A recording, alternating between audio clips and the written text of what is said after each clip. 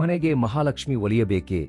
ಈ ಶುಕ್ರವಾರ ಬರುವ ಏಕಾದಶಿಯಂದು ಮಹಿಳೆಯರು ಪಾಲಿಸಬೇಕಾದ ಈ ಸರಳ ನಿಯಮಗಳು ನಿಮ್ಮ ಕುಟುಂಬದ ಹಣೆಬರವನ್ನೇ ಬದಲಿಸಬಹುದು. ಈ ತಿಂಗಳು ಫೆಬ್ರವರಿ 27ನೇ ತಾರೀಕು ಶುಕ್ರವಾರದಂದು ಅತ್ಯಂತ ಶಕ್ತಿಶಾಲಿಯಾದ ಅಮಲಕ ಏಕಾದಶಿ ಬಂದಿದೆ. ಏಕಾದಶಿಯು ಶುಕ್ರವಾರ ಬರುವುದು ಬಹಳ ವಿಶೇಷ. ಈ ಏಕಾದಶಿಯ ದಿನದಂದು ನೆಲ್ಲಿಕಾಯಿ ಗಿಡವನ್ನು ಪೂಜಿಸಿದರೆ ಅಖಂಡ ರಾಜಯೋಗ ಸಿದ್ಧಿಸುತ್ತದೆ. ಆರ್ಥಿಕವಾಗಿ ಬಹಳ ಒಳ್ಳೆಯದಾಗುತ್ತದೆ. ಅಂತಹ ಶಕ್ತಿ ಈ ಏಕಾದಶಿಗಿದೆ. ಅಮಲಕ ಏಕಾದಶಿಯ ನಿಯಮಗಳು ಹಾಗೂ ಪೂಜಾ ವಿಧಾನದ ಬಗ್ಗೆ ಈ ವಿಡಿಯೋದಲ್ಲಿ ತಿಳಿಯೋಣ. ಅದಕ್ಕೂ ಮುನ್ನ ಈ ವಿಡಿಯೋಗೆ ಒಂದು ಲೈಕ್ ನೀಡಿ, ಜೈ ಶ್ರೀರಾಮ್ ಎಂದು ಕಾಮೆಂಟ್ ಮಾಡಿ.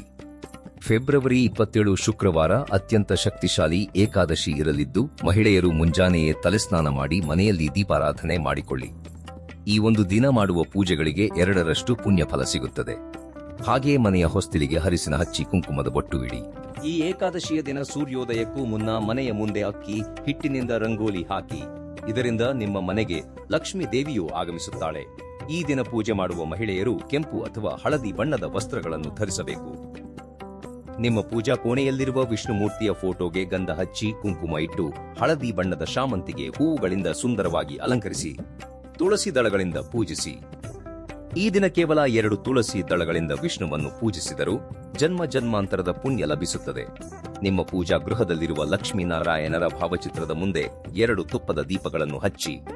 ವಿಶೇಷವಾಗಿ ಈ ಏಕಾದಶಿಯಂದು ಪೂಜಾ ಕೋಣೆಯಲ್ಲಿ 2 ಹಿಟ್ಟಿನ ದೀಪಗಳನ್ನು ಹಚ್ಚಿ ನಿಮ್ಮ ಮನಸ್ಸಿನ ಕೋರಿಕೆಯನ್ನು ಕೇಳಿಕೊಳ್ಳಿ. ಅದು ಖಂಡಿತ ಈಡೇರುತ್ತದೆ.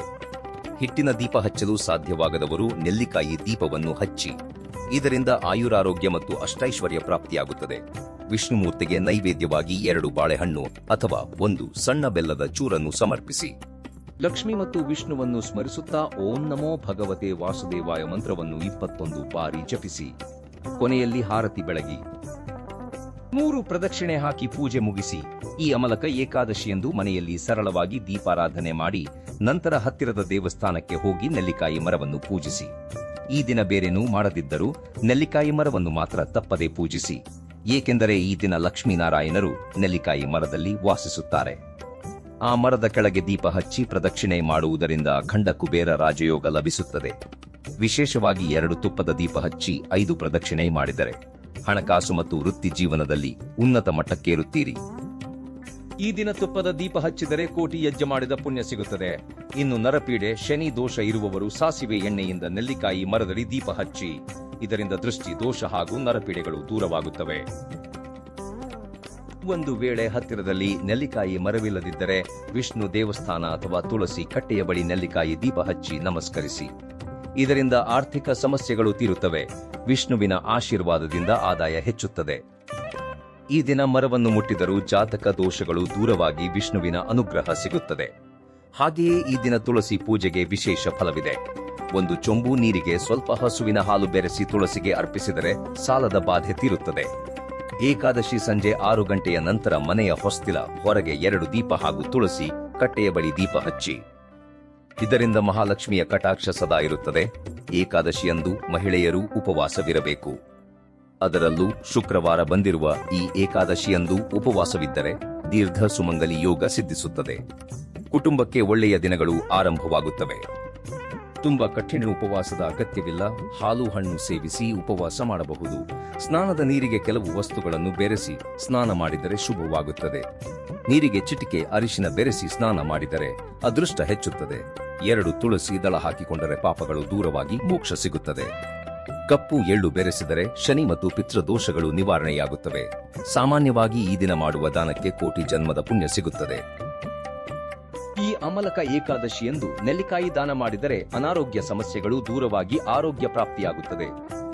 ನೆಲ್ಲಿಕಾಯಿ ಉಪ್ಪಿನಕಾಯಿಯನ್ನು ಕೂಡ ದಾನ ಮಾಡಬಹುದು ಅಥವಾ ಬ್ರಾಹ್ಮಣರಿಗೆ ಸ್ವಯಂ ಪಾಕದ ಜೊತೆ ದಕ್ಷಿಣೆ ನೀಡಿ. ನಿಮ್ಮ ಮನೆಯ ಮುಂದೆ ಅರಿಶಿನದಿಂದ ಸ್ವಸ್ತಿಕ ಗುರುತು ಹಾಕಿಕೊಳ್ಳಿ. ಇದರಿಂದ ದೃಷ್ಟಿ ದೋಷ ತಗುಲುವುದಿಲ್ಲ. ಮನೆಯಲ್ಲಿ ಸಾಂಬ್ರಾಣಿ ಧೂಪ ಹಾಕಿ. ಇದರಿಂದ ನಕಾರಾತ್ಮಕ ಶಕ್ತಿ ಹೊರಹೋಗುತ್ತದೆ. ಎಲ್ಲಕ್ಕಿಂತ ಮುಖ್ಯವಾಗಿ ಗೋಮಾತೆಗೆ ಆಹಾರ ನೀಡುವುದು ಶ್ರೇಷ್ಠ. ಹಸುವಿಗೆ ಬಾಳೆಹಣ್ಣು ಅಥವಾ ಸೊಪ್ಪು ನೀಡಿದರೆ ಮುಕ್ಕೋಟಿ ದೇವತೆಗಳ ಆಶೀರ್ವಾದ ಸಿಗುತ್ತದೆ. ಈ ದಿನ ವಿಷ್ಣು ಸಹಸ್ರನಾಮ ಪಠಿಸಿದರೆ ಅನಂತ ಪುಣ್ಯ ಫಲವಿದೆ. ವೆಂಕಟೇಶ್ವರ ಸ್ವಾಮಿಗೆ ತುಳಸಿ ಮಾಲೆ ಅರ್ಪಿಸಿದರೆ ಕಷ್ಟಗಳು ದೂರವಾಗುತ್ತವೆ. ಮದುವೆ ವಿಳಂಬವಾಗುತ್ತಿರುವವರು ನೆಲ್ಲಿಕಾಯಿ ಮರಕ್ಕೆ ಅರಿಶಿನದ ಕೊಂಬನ್ನು ಕಟ್ಟಿರಿ. ಶೀಘ್ರವೇ ವಿವಾಹ ನಿಶ್ಚಯವಾಗುತ್ತದೆ. ಮನೆಯ ದಾರಿದ್ರ್ಯ ಹೋಗಿ ದೈವಶಕ್ತಿ ಬರಲು ಹೊಸ್ತಿಲಿಗೆ ನೆಲ್ಲಿಕಾಯಿ ಎಲೆಗಳನ್ನು ಕಟ್ಟಿ. ಇನ್ನು ಈ ದಿನ ಮಾಡಬಾರದ ತಪ್ಪುಗಳೆಂದರೆ ಕೂದಲು ಅಥವಾ ಉಗುರು ಕತ್ತರಿಸಬೇಡಿ, ಇದರಿಂದ ಐಶ್ವರ್ಯ ನಶಿಸುತ್ತದೆ. ಹಗಲು ನಿದ್ದೆ ಮಾಡಬೇಡಿ. ಏಕಾದಶಿಯಂದು ಅನ್ನ ಸೇವಿಸಬಾರದು ಎಂಬ ನಂಬಿಕೆ ಇದೆ, ಏಕೆಂದರೆ ಧಾನ್ಯಗಳಲ್ಲಿ ಪಾಪದ ಅಂಶವಿರುತ್ತದೆ ಎನ್ನಲಾಗುತ್ತದೆ. ಹಾಗೆಯೇ ಈ ದಿನ ತುಳಸಿ ಎಲೆಗಳನ್ನು ಕೀಳಬಾರದು. ತುಳಸಿ ಎಲೆ ಕೀಳುವುದರಿಂದ ಪೂಜಾ ಫಲ ಸಿಗುವುದಿಲ್ಲ. ಸುಳ್ಳು ಹೇಳಬೇಡಿ, ಇದರಿಂದ ವಂಶಾಭಿವೃದ್ಧಿಗೆ ಅಡ್ಡಿಯಾಗುತ್ತದೆ. ಅದೃಷ್ಟಕ್ಕಾಗಿ ಹಳದಿ ದಾರಕ್ಕೆ 11 ಗಂಟು ಹಾಕಿ ವಿಷ್ಣು ಮಂತ್ರ ಪಠಿಸುತ್ತಾ ಬಲಗೈಗೆ ಕಟ್ಟಿಕೊಳ್ಳಿ. ಹಣದ ಸಮಸ್ಯೆ ಇದ್ದವರು 11 ರೂಪಾಯಿ ನಾಣ್ಯಗಳಿಗೆ ಅರಿಶಿನ ಹಚ್ಚಿ ಲಕ್ಷ್ಮಿ ಫೋಟೋ ಮುಂದೆ ಇಟ್ಟು ನಂತರ ಅದನ್ನು ನಿಮ್ಮ ಬೀರುವಿನಲ್ಲಿ ತಿಜೋರೆ ಇಡಿ. ಇದರಿಂದ ಧನ ಹರಿವು ಹೆಚ್ಚುತ್ತದೆ. ಕೆಲಸದಲ್ಲಿ ಅಡೆತಡೆ ಇದ್ದರೆ ತುಳಸಿ ಕಟ್ಟೆಯ ಮಣ್ಣನ್ನು ಹಣೆಗೆ ಇಟ್ಟುಕೊಳ್ಳಿ. ದೀರ್ಘಕಾಲದ ಅನಾರೋಗ್ಯವಿದ್ದರೆ ತುಳಸಿ ಮುಂದೆ 11 ದೀಪ ಹಚ್ಚಿ ಅಶ್ವತ್ಥ ಮರಕ್ಕೆ ಪ್ರದಕ್ಷಿಣೆ ಹಾಕಿದರೆ ಮಾನಸಿಕ ಶಾಂತಿ ಸಿಗುತ್ತದೆ. ದಂಪತಿಗಳ ನಡುವೆ ಕಲಹವಿದ್ದರೆ ಶ್ರೀಕೃಷ್ಣನನ್ನು ಪೂಜಿಸಿ. ಈ ವಿಡಿಯೋ ಇಷ್ಟವಾದರೆ ಲೈಕ್ ಮಾಡಿ, ಸಬ್ಸ್ಕ್ರೈಬ್ ಮಾಡಿ. ಜೈ ಶ್ರೀರಾಮ್. ಇದಕ್ಕೆ ಸಂಬಂಧಿಸಿದಂತೆ ಪೂಜಾ ಮಂತ್ರಗಳು ಅಥವಾ ಹೆಚ್ಚಿನ ಮಾಹಿತಿ ಬೇಕಿದ್ದಲ್ಲಿ ಕೇಳಬಹುದು. ನಾನಿಲ್ಲಿ ಸಹಾಯಕ್ಕೆ ಇದ್ದೇನೆ. ಈ ಮಾಹಿತಿ ನಿಮಗೆ ಇಷ್ಟವಾಗಿದ್ದರೆ ವಿಡಿಯೋವನ್ನು ಲೈಕ್ ಮಾಡಿ ಮತ್ತು ನಿಮ್ಮ ಆತ್ಮೀಯರೊಂದಿಗೆ ಶೇರ್ ಮಾಡಿ. ಇಂತಹ ಇನ್ನಷ್ಟು ದೈವಿಕ ಮಾಹಿತಿಗಾಗಿ ನಮ್ಮ ಚಾನೆಲ್ ಅನ್ನು ಸಬ್ಸ್ಕ್ರೈಬ್ ಮಾಡಿಕೊಳ್ಳಿ. ಎಲ್ಲರಿಗೂ ಆ ಭಗವಂತ ಒಳ್ಳೆಯದು ಮಾಡಲಿ. ಧನ್ಯವಾದಗಳು.